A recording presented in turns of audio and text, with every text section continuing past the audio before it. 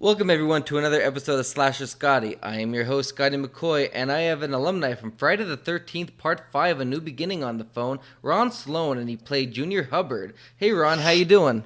Hey, pretty good, Scotty. Hanging in there in these crazy times. Yeah, it's been a very crazy time. I've been starting up the interviews again probably about 2 weeks ago because I figured it would help people, with entertainment and to keep their minds off of the quarantine and everything. The last time I've done an interview was, I believe, last March of my before these past 2 weeks, and it was with Dee Wallace. Ah, love her. Yes. I gotta tell you, wow, she's awesome. I had an amazing time working with her, That's and awesome. truly. That's awesome.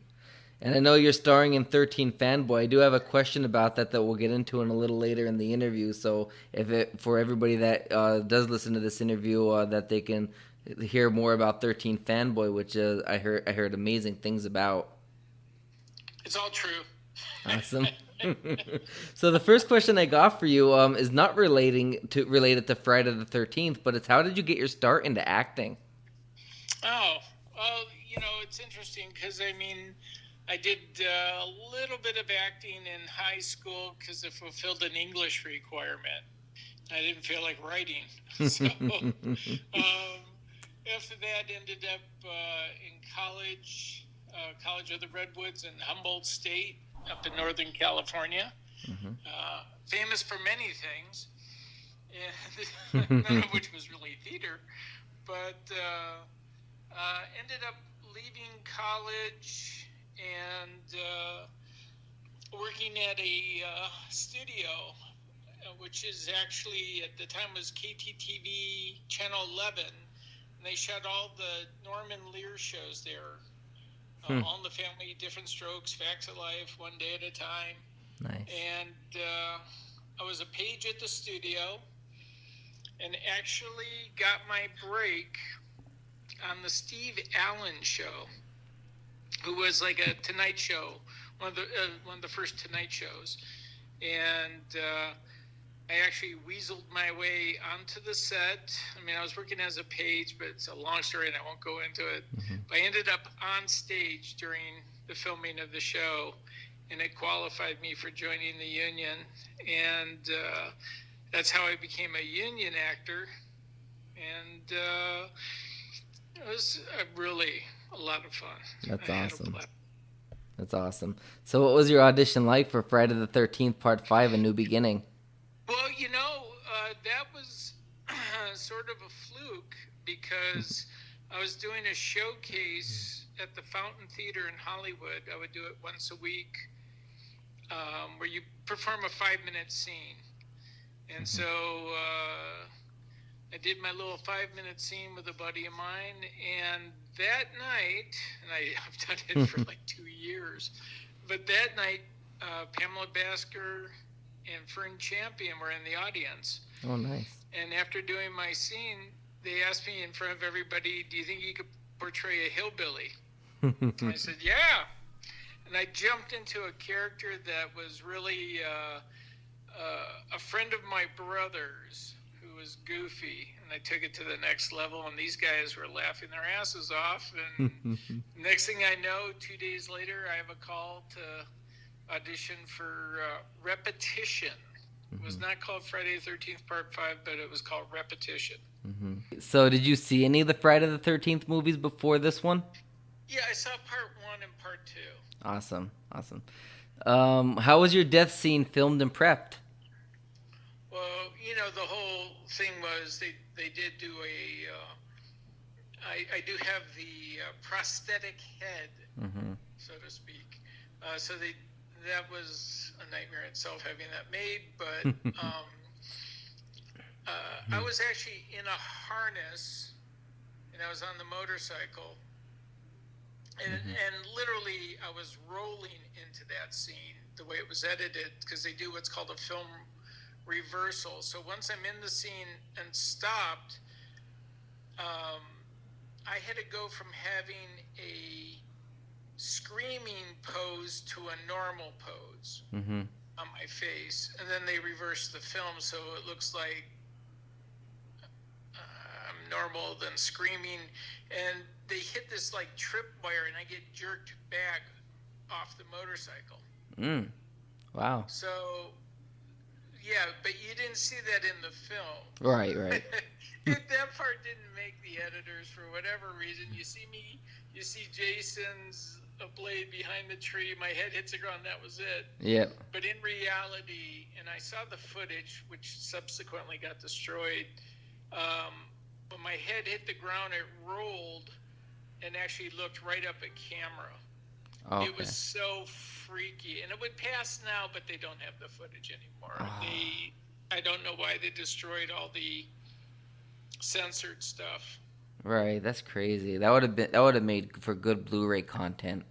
Oh my God! And I mean, I saw it in black and white because I was doing ADR, voiceover stuff. Right. And that's the clip I got to see because I'm screaming all the way through it, and they had to do all the screams and Right. everything. And when I saw that clip, I was like, "Oh God, that's unbelievable." Right. So, what was it like working with? Awesome. Let's see. So we all know that you're starring in 13 Fanboy, which is a movie that Debbie Sue Voorhees, also from Friday the 13th Part 5, has created. Obviously, you can't say too much because I'm sure you're under an NDA clause. But can you give us any insights on this movie and let us know a bit about it and what your role is in it? Well, no, sorry, Scott, can't tell you anything. No. My role is I play Dee Wallace's husband. Okay. And which is beyond cool. I mean, they're just amazing woman. Mm-hmm. So, I think Deb has given a few clues on what's the film basically about. It's out there. So, Dee has a stalker in the film. Okay. And they're really probably through part of it, I don't believe her. I think she's losing her mind. Mm-hmm. So it's the stress in that relationship between the two of us. Mm-hmm. So there's definitely some conflict, but there's a lot of love between us in this film. Awesome. A lot of love. And, there was a chemistry there that equal to the chemistry that I had with Carol, but in a different form with Dee. Mm-hmm. I mean, loving husband and wife, you definitely know that we're married and that we've gone through a lot together and that we can get through anything. That's awesome. I can't wait to see this movie. I just want to see this so bad. Oh, I gotta tell you, there are parts that are gonna bring tears to your eyes. Wow. Truly emotional, and I can't say enough about Dee. I mean, look, she's done over 200 films. Right. I am beyond fortunate to play opposite her. The beauty of something like this, Scotty, is we fed each other so much that you can't help but really connect and see and feel. That chemistry, you've seen it on screen with many couples. Either they work or they don't work. Right. So, I mean, this beyond worked, and I look very forward to seeing her again. That's awesome. At the premiere. And yeah, it's very cool. Right. Yeah, I interviewed her last March in 2019, and she was very sweet. She actually was at an audition, or she had to be on set, or something like that. But we had an interview scheduled. I think it was an audition because it came up out of nowhere. And she's like, Scotty, I have an audition to do for your today, but I don't want to cancel the interview because I already made a commitment to you. But this is also my job, so is it okay if we just if the interview's at no longer than 20 minutes? And I'm like, hey, you're taking time out of your schedule before having to be on set or whatever for an audition. I mean, I'm more than happy to give you 20 minutes. Yeah. She made time. And she's as good as it gets, man. Yes. She's beyond pro. Yeah. She's. I'm lucky. That's Very awesome. lucky. The last Actually, question. I gotta thank Deborah for that one. Yeah. She paired us up together. Yeah, I interviewed Debbie Sue Voorhees twice as well. Very, very down to earth lady. One was a Skype interview back maybe 2-3 years ago, and then another one was a phone interview about 13 fanboy only. And that one was she reached out to me for that interview, and that one was about maybe I'd say December-ish.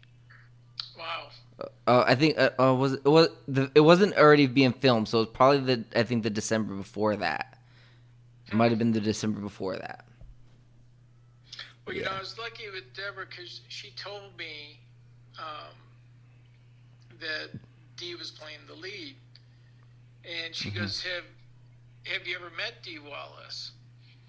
And I emailed her a picture, ironically, of Dee and I together. Oh my God, 11 years ago at Monster Mania in Cherry Hill, New Jersey. And I can't even explain why Dee and I have a picture together. Obviously, my wife took the picture, and I sent that to Deborah, and she goes, "Oh my God, well, you're definitely her husband." And that was so cool. That's amazing. That was so cool. That's so amazing. All right, the last question I have for you is, do you have any films, projects, or anything else you would like to promote and let our listeners know about? Well, really, there's nothing currently at this time, nothing shooting. Okay. I'm looking really forward. We'll see if it happens, Scotty. Okay. But, I'm supposed to do Mad Monster Party in Glendale, Arizona in mid-June, which I kind of doubt, but you never know. You never know. I don't want to lose the faith. All right. And then I'm also booked at in Chicago. At the end of July. Okay. Flashback weekend. Okay. At Rosemont, but who knows with this whole thing. Mm-hmm.